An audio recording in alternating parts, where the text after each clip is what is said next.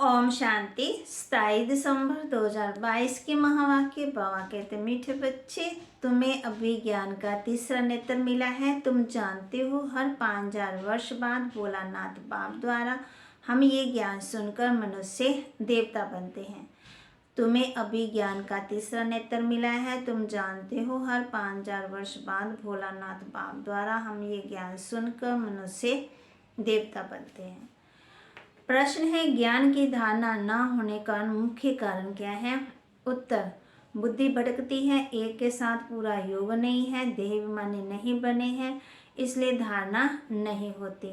बाबा कहते बच्चे फैमिलिटी में नहीं आओ, एक दो के नाम रूप को मत याद करो, एक बाप दूसरा ना कोई, ये पाठ पक्का कर लो, दूसरों की पिछाड़ी ना पड़ो, बाप से राय लेते रहो, इससे तुम दुख से लिबरेट हो जाएंगे, धारणा भी अच्छी होगी।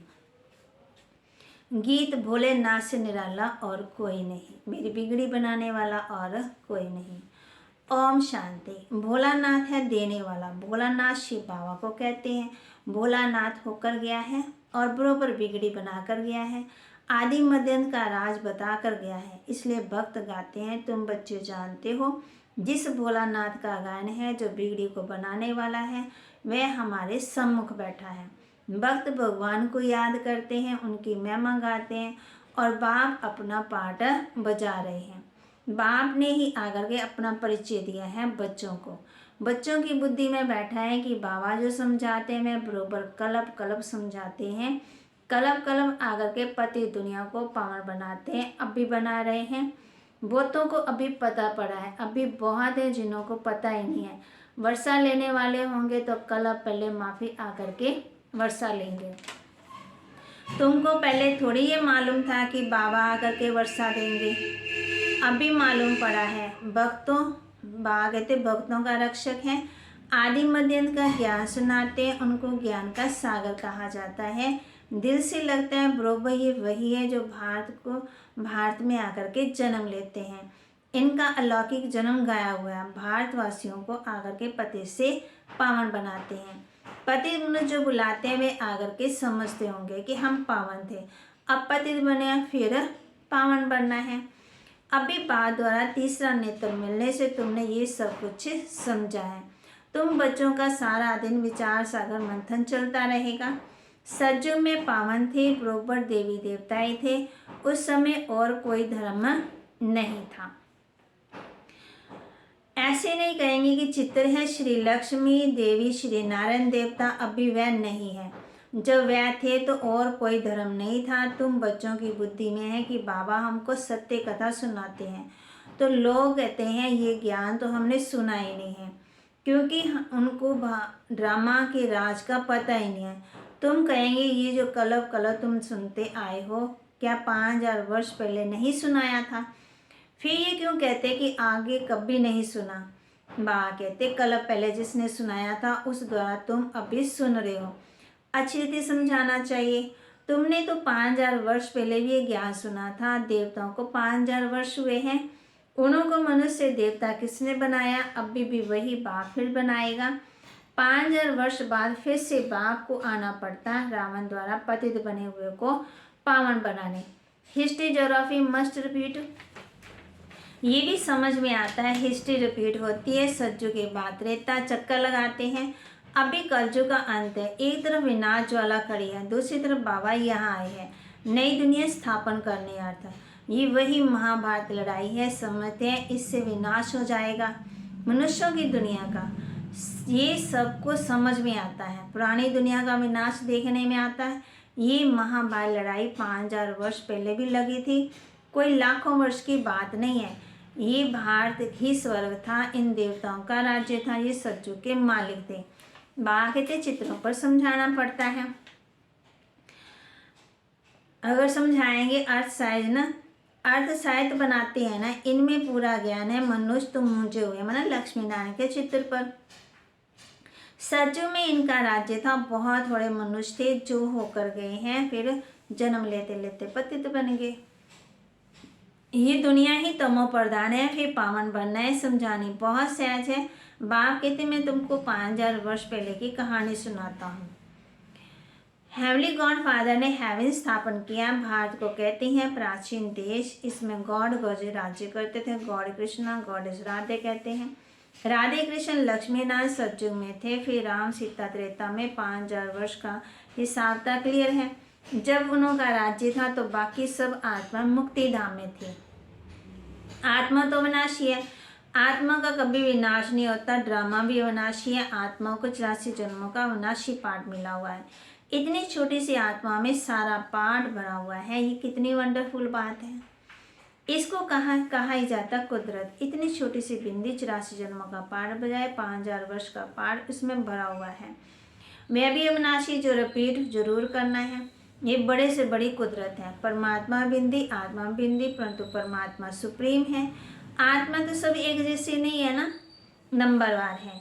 पहले सुप्रीम शिव बाबा, फिर कहेंगे लक्ष्मी नारायण ब्रह्मा सरस्वती को सुप्रीम नहीं कहेंगे। बाबा कहते हैं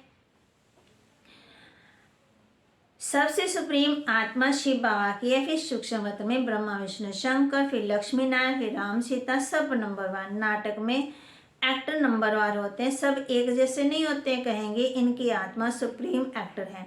ये पाई पैसे का एक्टर है। सबसे फर्स्ट क्लास क्रिएटर डायरेक्टर कौन है? करण करावनहार। एक ही परम पिता परमात्मा। अब तुमको सारे ड्रामा का पता पड़ा है। ये है बेहद का ड्रामा। झाड़ का ये देवी देवता धर्म का फाउंडेशन। भागते फिर उनसे टालियां इस्लामी बौद्ध क्रिश्चियन निकले। ये फ्लावर्स होगा ना। बाप कहते झाड़ शोभता है ना। बाकी एक एक धर्म के पत्ते के बैठ गिनती करें तो कितने हैं? इस्लामी बुद्धिस्ट सब के मंठ पंथ गिने जाते हैं। शिव भोलानाथ ही ज्ञान सुनाते, बाकी कोई डमरू आदि बजाने की बात नहीं है। बाबा कहते आत्मा बिंदी मिसल है जिसमें सारा पाठ नूंदा हुआ है। नंबरवार तो होते ही है ना। आत्मा जन्मन के चक्कर में आती। तुम जानते कैसे आकर प्रवेश किया है। दूसरी आत्मा भी प्रवेश करती है ना। बाबा कहते ये कभी जन्मन के चक्कर में नहीं आते। इनका अलौकिक जन्म है। समझो किसकी स्त्री की आत्मा आती है, बोल सकेगी मैं सखी हूँ, बाकी उनके शरीर की भांति तो नहीं पहन सकेंगे, क्योंकि शरीर तो उनका दूसरा है। भावना है कि ये हमारे स्त्री की आत्मा, इनको बुलाया गया है।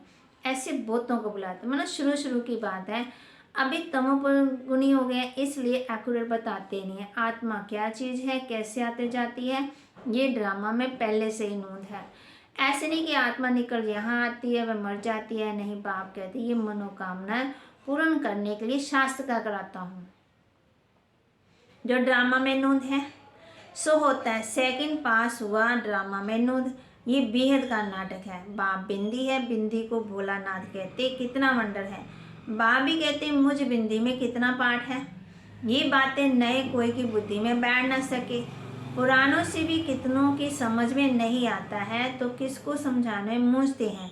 जैसे रेडियो पर बात सुनते हैं ना तो फिर माना सुनते नहीं है, फिर मुरझा जाते हैं, मूंझते हैं। इसमें मुरली बड़ी फुर्ती से चलानी है, वह पढ़कर सुनाते। ये है औरली। बाप कहते हैं तुम्हारी बुद्धि में धारणा हो रही है। कल पहले भी तुमने धारणा कर बहुतों को सुनाया है, फिर ये ज्ञान खत्म हो जाता, अब फिर रिपीट होना है।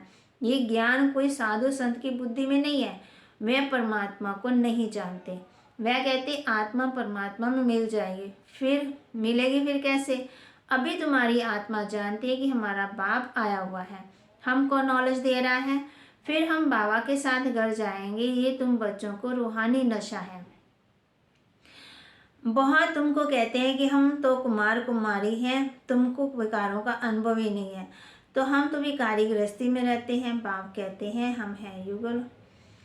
बाबा बच्चों को समझाते हैं ना कि बाबा कहते हैं विकारों पर जीत पानी है, जितना हो सके। ऐसे से बाबा के पास पत्थर आते हैं। बात तो ठीक है। अब ऐसे अनुभव से पत्थर लिखाना चाहिए जिसने बस शादी की हो परंतु पवित्र हो। कोई को बाल बच्चे थे फिर पवित्र बने। ऐसे से हमको समझाएं। ज्ञान तो बहुत अच्छा है परंतु कोई तीखा समझाने वाला नहीं तो मूंझ जाते हैं। बहुत बातें सामने आती है तो अनुभवी समझाने वाला हो।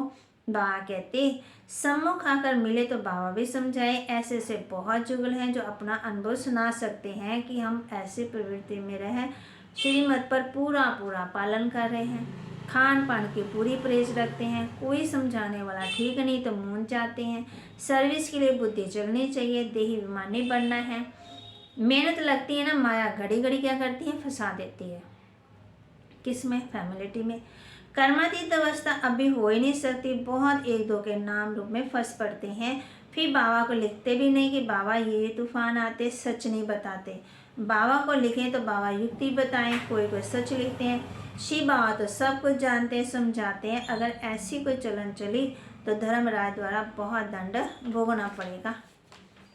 सारा दिन ख्याला चलते रहते हैं, सेंटर पर आते हैं, कहते हैं फलानी हमको, फलानी बहुत अच्छा समझाती है, परंतु अंदर शैतानी भरी होगी।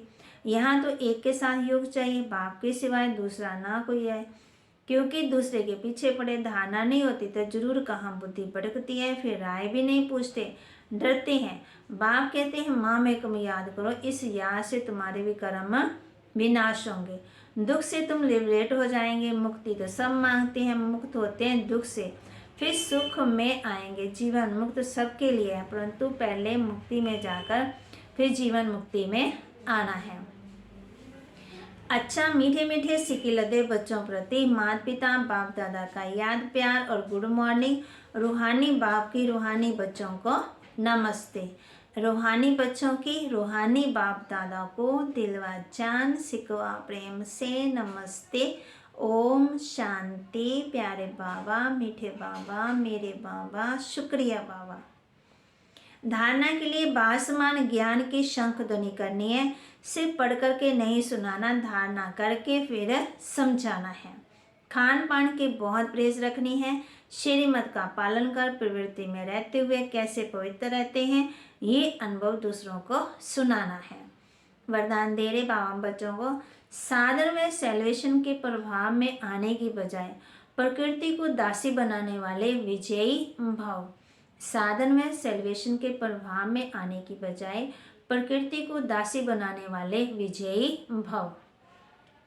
कभी भी योगी पुरुष या पुरुषोत्तम आत्मा प्रकृति के प्रभाव में नहीं आ सकते।